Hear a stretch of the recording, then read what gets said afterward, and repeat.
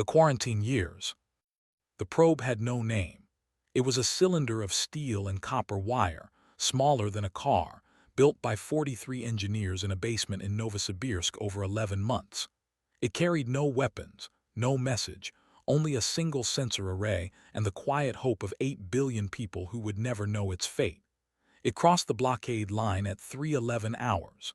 It lasted 4 seconds before a conquered Sentinel station turned it to hot gas. Deep inside a monitoring room beneath the Ural Mountains, a woman named Ava Reyes looked at the empty reading on her screen and wrote one number in her notebook: 3,812. That was how many probes Earth had sent across the perimeter in 200 years. That was how many had been destroyed before they could send back a single byte of data. She closed the notebook and went back to work. Earth had been locked away from the rest of the galaxy in the year 2187. The reason, delivered by the galactic conquered through a cold broadcast, was simple. Humanity was a danger, not just to others but to the order of things. In less than 4 centuries of industrial life, humans had split the atom, poisoned their own sky, waged wars over invisible lines on maps, and still kept going. The conquered watched all of this from a safe distance and drew the only conclusion their logic allowed: quarantine. The blockade went up in 90 days. 40 Sentinel stations ringed the Sol system at a distance of 0.3 light-years. They were automated, self-repairing, and designed to destroy anything that crossed the line without authorization. No authorization was ever given. What the conquered failed to calculate, and what became the single greatest error in their long history, was what isolation does to a species that refuses to accept it. They assumed quarantine would break humanity. They had seen it work before. 3 other species had been quarantined by the conquered across recorded history. All 3 had declined within a century, turning inward, losing the will to build, and fading quietly into the background noise of the galaxy. The conquered considered this a clean outcome, efficient, merciful even. Humanity did not read that script. By 2220, every government on Earth had dissolved into a single body called the Global Continuity Council, not through war, but through necessity. Resources were rationed. Education was restructured around science and engineering. Children across every continent learned the same foundational truth from the time they were old enough to understand it. They had been locked in a cage. Their one job, passed down like a belief from parent to child across generations, was to figure out how to open it. In 2198, a conquered scout ship failed during a routine perimeter patrol and broke apart in the gravitational pull of Earth's moon. Most of it burned on the way down. One section of the drive assembly did not. A recovery team reached it in 6 days. The piece of alien engineering they brought back was studied for 11 years before anyone truly understood what they were looking at. Then a physicist named Idris Akanjo wrote a paper that was immediately classified at the highest possible level, because what he had described was a faster-than-light drive built on principles that human mathematics had only ever dreamed about. His paper was 17 pages long. The project it launched would run for 170 years. They called it Project ZEUS. It was not a single weapon or a single ship. It was an entire civilization of warfare built in the dark, funded through layers of careful misdirection, staffed by people who knew they would never live to see it finished. Engineers passed their technical notes to their children. Physicists recorded long video lectures addressed to successors they would never meet. Deep in the asteroid belt, disguised as routine mining infrastructure, 300 warships were assembled over the course of 80 years. Each one took longer to build than a human lifetime. The smallest were 400 meters long. The largest, a vessel that would one day be named EFS Prometheus, stretched 4.2 kilometers from bow to stern. Ava Reyes had inherited the directorship of Project ZEUS at 31. She had grown up inside the facility beneath the Ural Mountains. Her mother had worked the same corridors. Her grandmother's grandmother had helped lay the first foundations when the mountain was hollowed out. Ava understood in a way that went deeper than words that ZEUS was not a military project. It was a letter written across generations by the dead to the living that said one thing: finish it. By 2387, she was close. The drive worked in simulation. The fleet was assembled. The weapons, built entirely from human-first principles with no imitation of conquered technology, had tested clean. She had been 3 months from beginning final activation checks when the broadcast arrived. It came on a frequency Earth had not used in 100 years. The conquered had found it in their archives, a courtesy of a kind. High-voiced Darrell appeared on screens across the planet. He was tall, narrow, and spoke through a translation system in flat and even tones. He informed Earth that the Galactic Conquered had completed a formal review of the Sol quarantine. The review found that the quarantine had failed in its intended purpose. Humanity had not declined. It had not stabilized. By every metric the Conquered used, it had become more dangerous during isolation than before. The Conquered had therefore voted, 31-4, to upgrade Earth's classification from quarantine to final solution protocol. A sterilization fleet would arrive in 18 months. The broadcast ended without ceremony. There was no anger in Darrell's voice, no threat. He spoke the way a person speaks when reading a maintenance instruction. That was what humanity was to him, a variable to be removed from the equation. Ava watched the broadcast twice in her underground office. Then she called a full session of the Global Continuity Council and told them that Project ZEUS had a new deadline. The vote to activate was unanimous. 3 months became 3 weeks, the Iron Cradle. There is a kind of silence that only exists in space, the kind that is weight. The asteroid belt had held that silence for 80 years, hiding what was inside it. On the day the activation order reached the fleet, that silence ended. The Continuity Council's senior members were taken by secure transport to a viewing platform, positioned between 2 hollowed-out nickel iron rocks that had served as dry docks for decades. Nobody had told them exactly what to expect. The briefings had used words like fleet and warships and drive system, but words are thin things. When the lights of the viewing platform came up and the rocks fell away on either side, the senior members of Earth's government stood in silence for a long time. 300 warships sat in the dark, running no lights, drawing minimal power. They had been calibrated over years to produce heat signatures identical to automated mining rigs. The ships were angular, layered, built for function without any softness. The smallest were 400 meters long. At the center of the formation, EFS Prometheus sat like a mountain that had learned to move. 4.2 kilometers. 22 years to build, 11 more to arm. Its hull looked like it had been designed by someone who was very tired of losing. Admiral Dario Holt had commanded the fleet on paper for 9 years. He was 54, calm in the particular way of people who have been preparing for one thing their entire life. He knew the technical specs of every ship in the formation. He had run 10,000 battle simulations. He had sparred with synthetic opponents in every scenario his team could model. He had never once been in real combat, and he was honest enough with himself to think about that fact plainly, without pretending it was not true.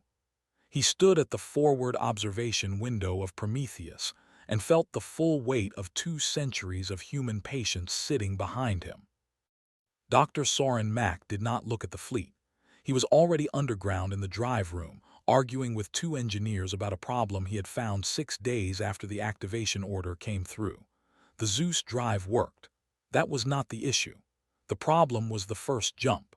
During initial activation, the drive needed a 14-second window to stabilize its quantum state alignment. In that window, there was a calculated chance of catastrophic failure. Mack had run the numbers until he was certain of them. 8%. 8% chance that the Prometheus and everyone aboard would be destroyed before they ever left the Sol system. He did not tell Holt the original number. He went 3 days without sleep and introduced a parallel alignment buffer that gave the drive a redundant stabilization path.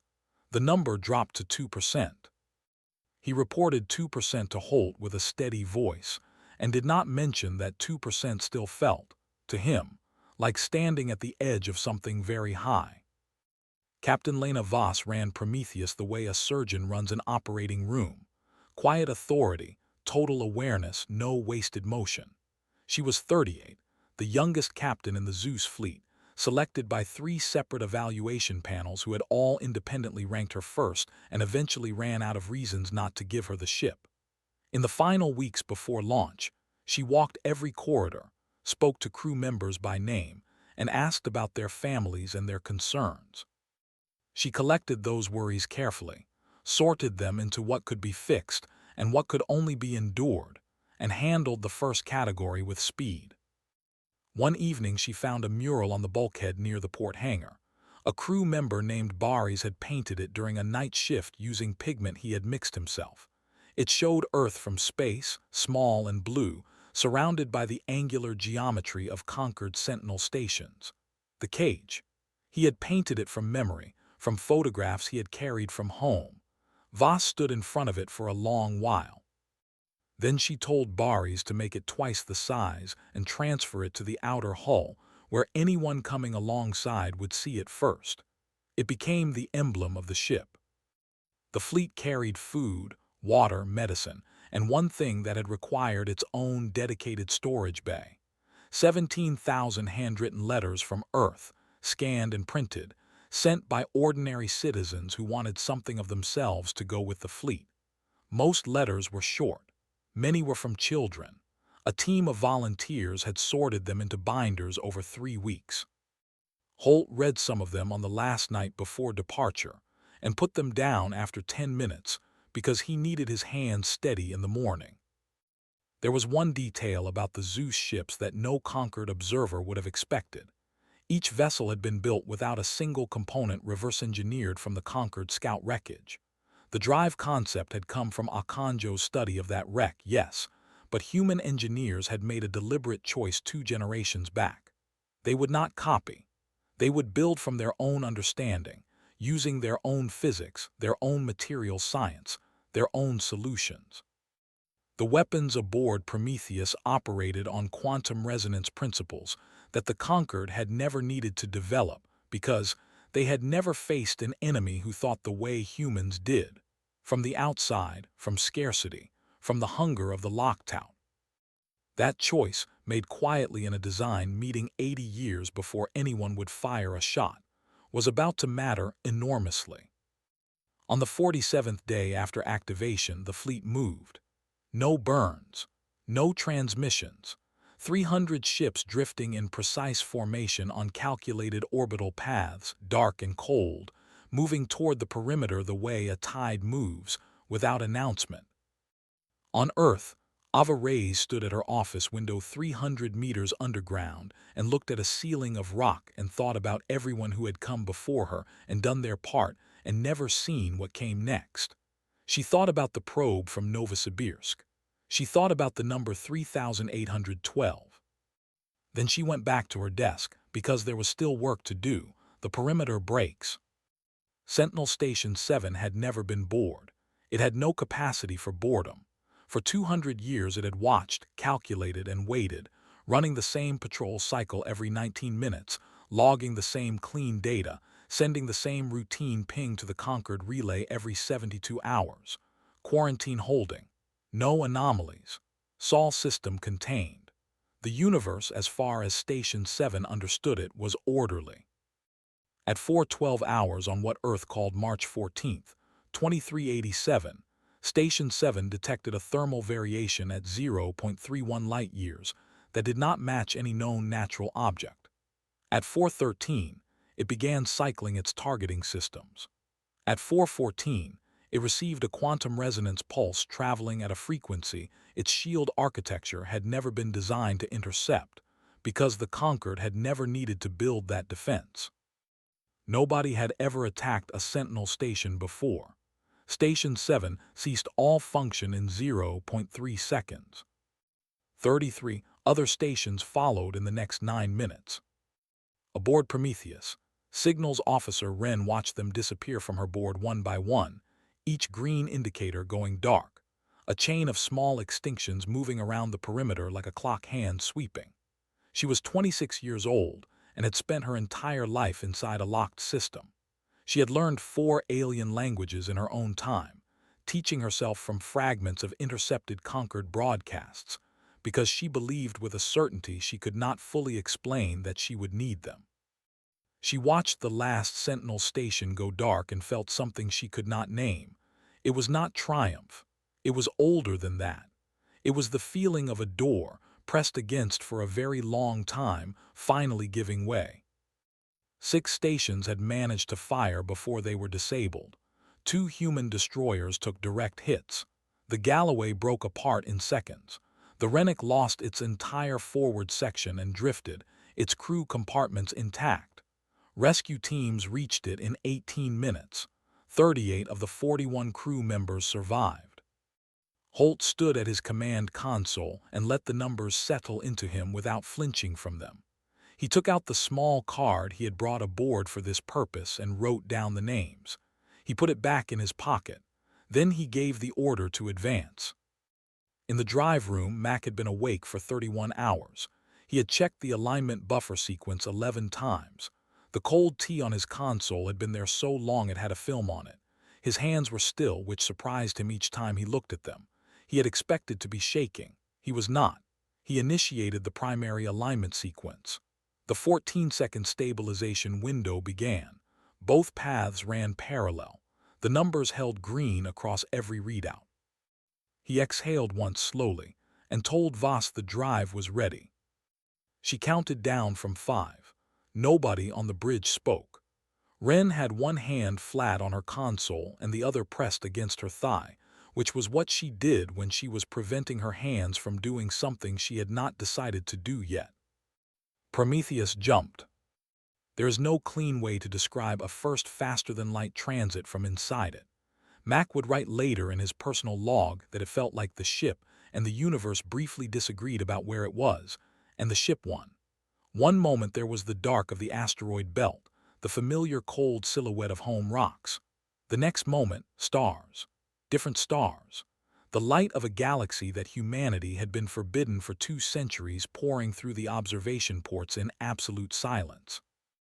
Mac put his face into both hands and stayed like that for 4 minutes. The engineers nearest to him would disagree later about what sound he made. They agreed only that they had not heard anything like it before.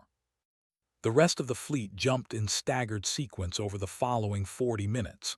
297 ships arrived clean. 1 destroyer, the Vance, dropped back early due to drive damage and was ordered to hold position.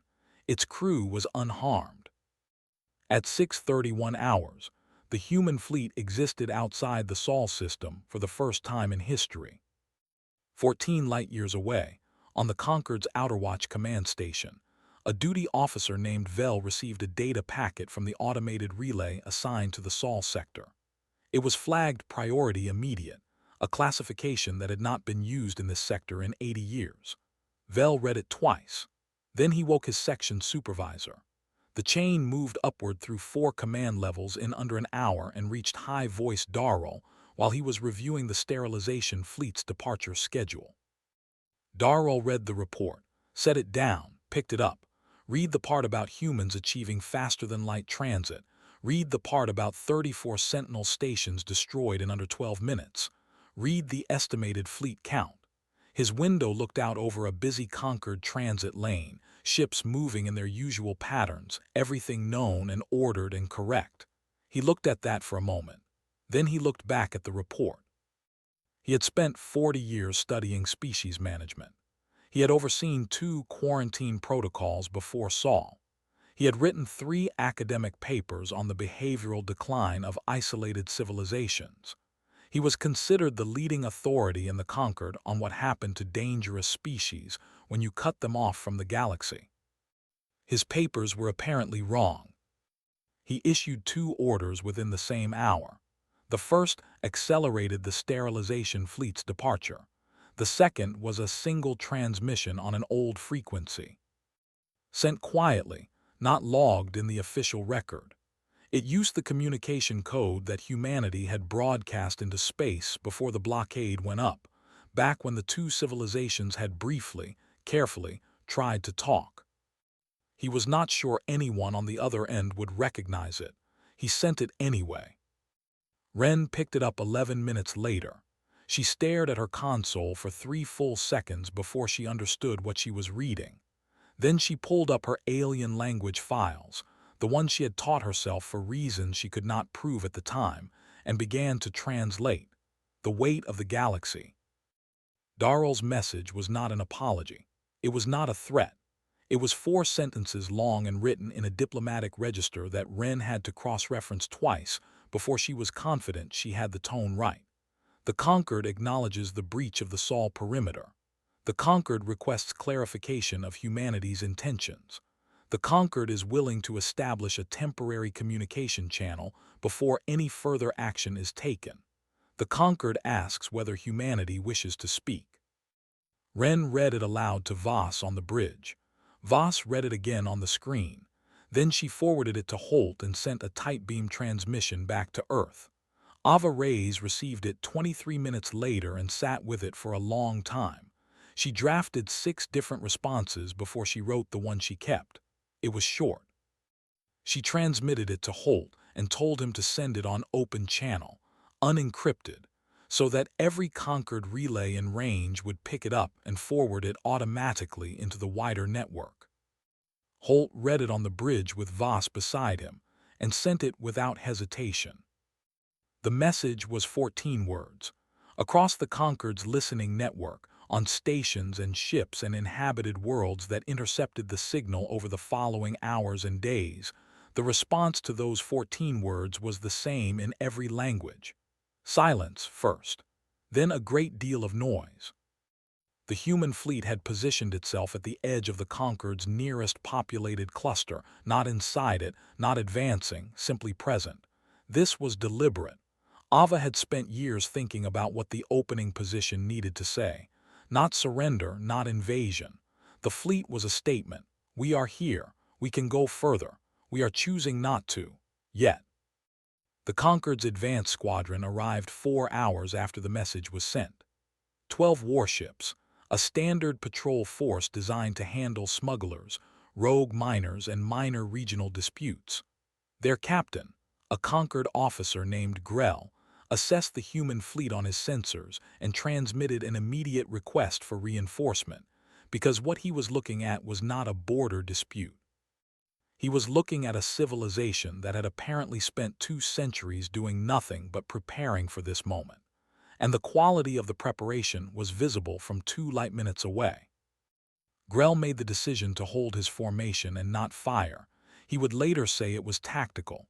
His crew would later say quietly that he looked frightened. Both things were true. He waited for orders. His orders took 3 hours to arrive, and they said the same thing he had already decided. Hold position. Observe. Do not escalate.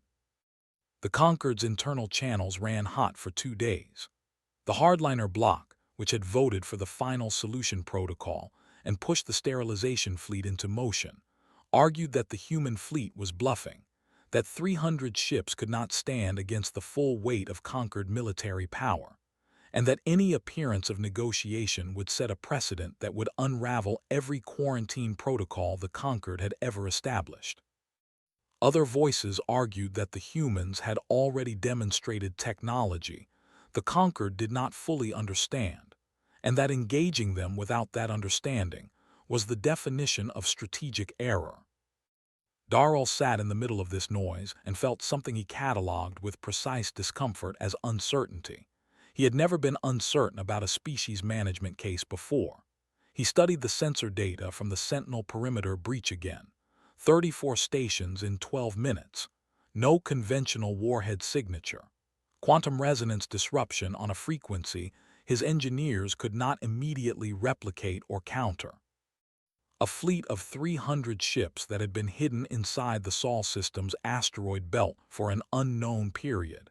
He had been monitoring Sol for 4 decades. He had not seen any of this coming. He began revising his assumptions. If the humans had built all of this during the quarantine and hidden it successfully, they had a level of discipline and long-range planning that his behavioral models had not accounted for.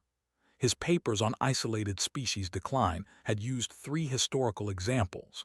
All 3 species had turned their aggression inward. Humanity had turned its aggression toward a single external objective and sustained that focus across 200 years and multiple generations. This was not in any of his models. This was new. Aboard Prometheus, the tension came from a different direction, not from outside but from inside the human fleet itself. A faction within the Continuity Council, represented by a block of 9 members who had been pushing for a harder stance since before the activation order, had been transmitting pressure to Holt through official channels. They wanted the fleet to move forward. They wanted the conquered to bleed for what had been done to Earth over 2 centuries. The blockade had destroyed careers, broken families, limited lives in ways that could not be calculated cleanly. The anger was real. It had a right to exist. What it did not have was command authority. Holt handled the block's transmissions with formal courtesy and no concessions. Voss handled something harder. A young weapons officer on the destroyer Aldrich, a man named Pyatt who had lost an older brother on the Galloway during the perimeter breach, had targeted a conquered medical transport that passed through the edge of the formation's sensor range. He had not fired. He had locked on. The conquered ship had detected the lock and transmitted an emergency signal that lit up every conquered relay in the sector. Voss had Pyatt removed from his station within 6 minutes of the incident report. She spoke to him for 40 minutes privately in a small room near the forward hangar. Nobody heard what was said. When Pyatt came out, he was not broken and he was not reassigned. He returned to his post the next duty cycle, and the weapons lock was never repeated. What Voss said to him would remain between them. Those who knew her well believed she had not been gentle, and they also believed she had not been unkind. For 72 hours the 2 fleets held position. The galaxy had never watched the conquered blink before. Now it was watching, the ZEUS hour. The sterilization fleet dropped out of FTL at 900 hours, Sol Standard Time, at a point 1.4 light hours from the human formation. 600 ships, the largest concentration of conquered military force deployed in 300 years. Their commander was a fleet admiral named Sura, a career officer with no record of hesitation and no interest in developing one. She had been given a clear order: proceed to the Sol system and complete the final solution protocol. The talks, the transmissions, the 14-word message that half the galaxy was apparently discussing, none of that was her concern. Her concern was the order. Sura assessed the human fleet on her tactical display and found it significantly smaller than her own. 300 ships to her 600. She noted the unknown weapon signatures from the perimeter breach report. She noted the faster-than-light capability. She adjusted her formation to account for the resonance pulse weapons and ordered her fleet into a broad dispersal pattern so that no single pulse could disable more than a cluster. She had good instincts. She had read the available intelligence carefully. She had done everything correctly. She had still not understood the actual problem. Project ZEUS had never been the fleet. The fleet was loud. The fleet was visible. The fleet was what you looked at while the other thing happened. The other thing was 47 days of automated drones, launched from the Prometheus in quiet sequences during the transit from Sol, deploying a network of quantum-entangled resonance nodes across a sphere of space 12 light hours in diameter. The nodes were each smaller than a human fist. They had been coated in materials that absorbed both light and standard conquered sensor pings. They had been placed with precision that required Mac's full attention for 6 consecutive weeks, and gave him 4 new gray hairs that he counted and considered fair payment. The network was called the Cage. When activated, the Cage did not fire weapons. It did not destroy ships. It generated a localized gravitational interference field that disrupted FTL travel within its radius and blocked all long-range communication above a certain wavelength. Every conquered ship inside the sphere would be cut off from command, cut off from each other beyond short range, unable to jump, unable to call for help, unable to do anything except drift and wait. Mac had designed it to be non-lethal. He had insisted on this in 3 separate design reviews over 8 years, not for diplomatic reasons but for engineering ones. A weapon that killed could be answered with another weapon. A cage had no counter. You could not shoot your way out of a gravitational interference field. You had to wait for someone on the outside to decide to let you go. At 9:47 hours, Ava Reyes gave the order from the facility beneath the Ural Mountains. The cage activated. On Ren's display, Sura's 600 ships stopped. Not slowed. Stopped. Every drive signature flatlined simultaneously. Every long-range communication signal from the conquered fleet cut to nothing. The formation drifted in its last calculated trajectory, ships still moving on momentum but with nowhere to go. The dispersal pattern Sura had arranged so carefully became a perfectly mapped field of very expensive, and completely helpless vessels. Ren stared at her board for a long moment.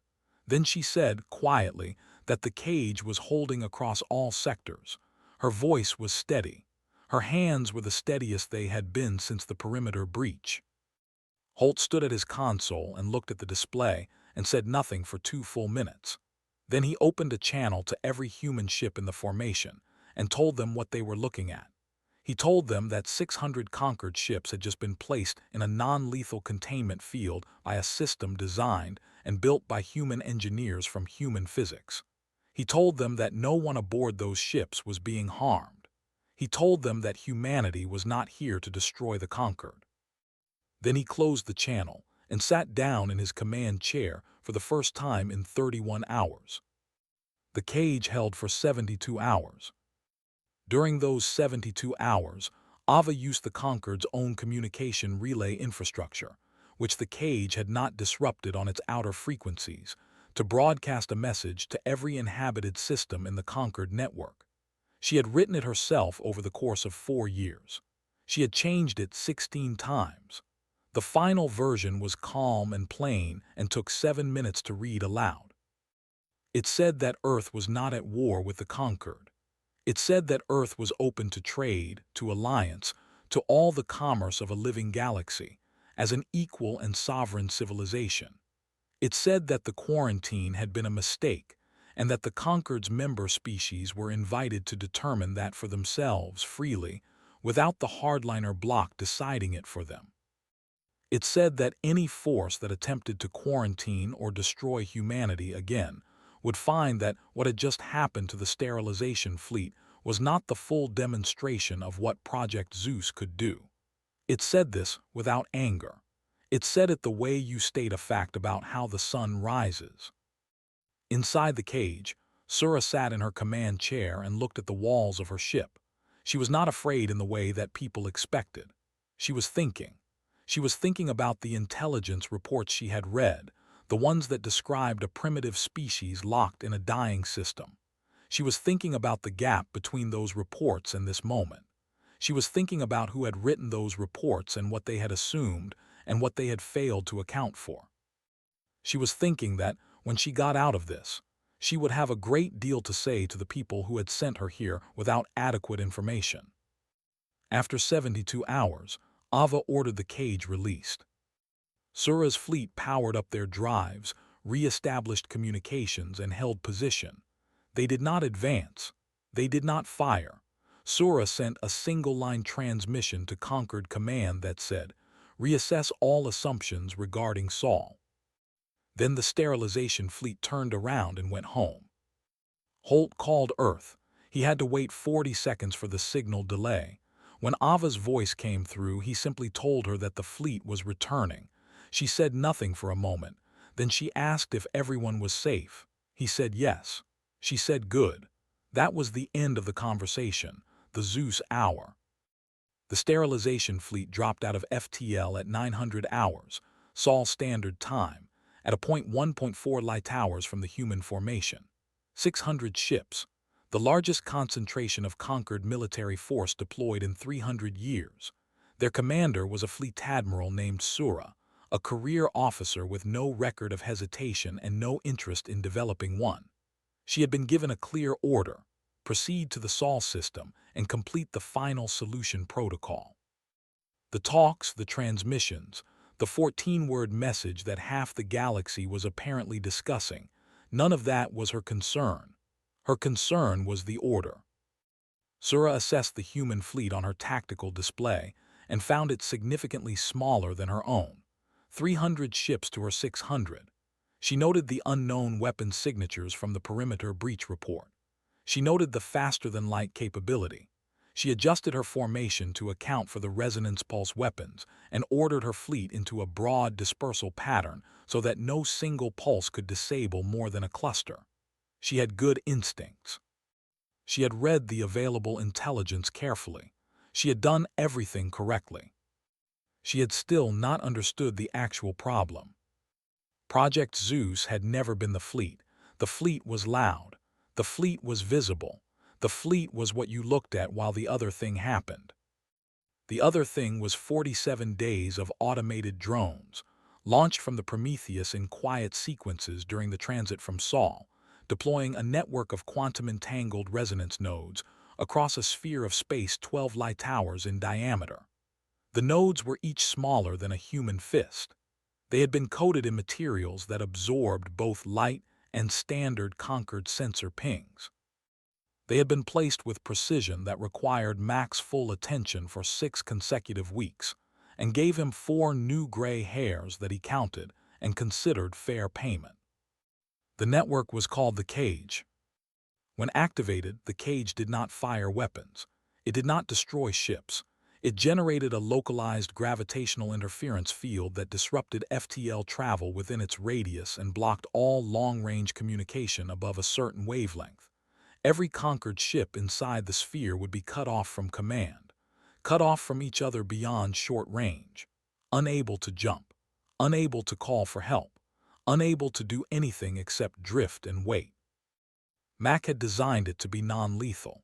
He had insisted on this in 3 separate design reviews over 8 years, not for diplomatic reasons but for engineering ones.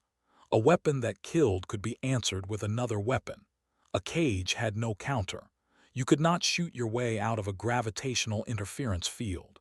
You had to wait for someone on the outside to decide to let you go. At 9:47 hours, Ava Reyes gave the order from the facility beneath the Ural Mountains. The cage activated. On Ren's display, Sura's 600 ships stopped. Not slowed. Stopped. Every drive signature flatlined simultaneously. Every long-range communication signal from the conquered fleet cut to nothing. The formation drifted in its last calculated trajectory, ships still moving on momentum but with nowhere to go. The dispersal pattern Sura had arranged so carefully became a perfectly mapped field of very expensive, and completely helpless vessels. Ren stared at her board for a long moment. Then she said, quietly, that the cage was holding across all sectors. Her voice was steady. Her hands were the steadiest they had been since the perimeter breach. Holt stood at his console and looked at the display and said nothing for 2 full minutes. Then he opened a channel to every human ship in the formation and told them what they were looking at. He told them that 600 conquered ships had just been placed in a non-lethal containment field by a system designed and built by human engineers from human physics. He told them that no one aboard those ships was being harmed. He told them that humanity was not here to destroy the conquered. Then he closed the channel and sat down in his command chair for the first time in 31 hours. The cage held for 72 hours.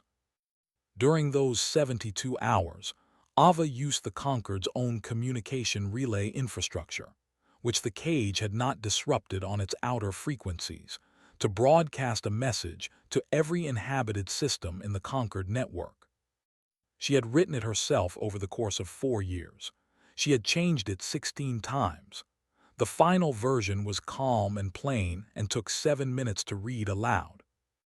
It said that Earth was not at war with the Conquered. It said that Earth was open to trade, to alliance, to all the commerce of a living galaxy, as an equal and sovereign civilization. It said that the quarantine had been a mistake, and that the Concord's member species were invited to determine that for themselves freely, without the hardliner bloc deciding it for them. It said that any force that attempted to quarantine or destroy humanity again would find that what had just happened to the sterilization fleet was not the full demonstration of what Project ZEUS could do. It said this without anger. It said it the way you state a fact about how the sun rises. Inside the cage, Sura sat in her command chair and looked at the walls of her ship. She was not afraid in the way that people expected. She was thinking. She was thinking about the intelligence reports she had read, the ones that described a primitive species locked in a dying system. She was thinking about the gap between those reports and this moment. She was thinking about who had written those reports and what they had assumed and what they had failed to account for. She was thinking that, when she got out of this, she would have a great deal to say to the people who had sent her here without adequate information. After 72 hours, Ava ordered the cage released. Sura's fleet powered up their drives, re-established communications, and held position. They did not advance. They did not fire.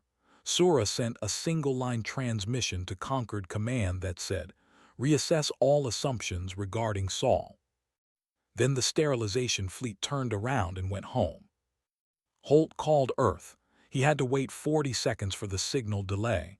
When Ava's voice came through, he simply told her that the fleet was returning. She said nothing for a moment. Then she asked if everyone was safe. He said yes. She said good. That was the end of the conversation, the open door. 1 year after the cage released Sura's fleet, a child in Lahore painted a picture of the galaxy on a piece of school paper using 6 colors of crayon. She drew Earth as a blue dot in one corner, and from it, she drew a long red line running all the way to the center of the spiral. She wrote a label on it in careful letters. Our road. Her teacher put it on the classroom wall where it stayed for the rest of the school year, and then the teacher kept it after that. The Concord did not collapse. Those who had expected it to were misreading the situation. It was old and large and had survived worse disagreements than this.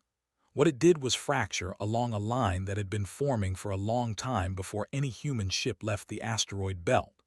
4 member species formally broke from the hardliner bloc within 8 months of the cage incident. 2 of them opened embassies on Earth before the first winter.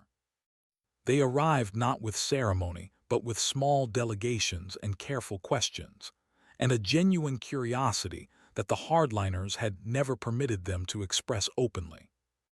The hardliner bloc still existed.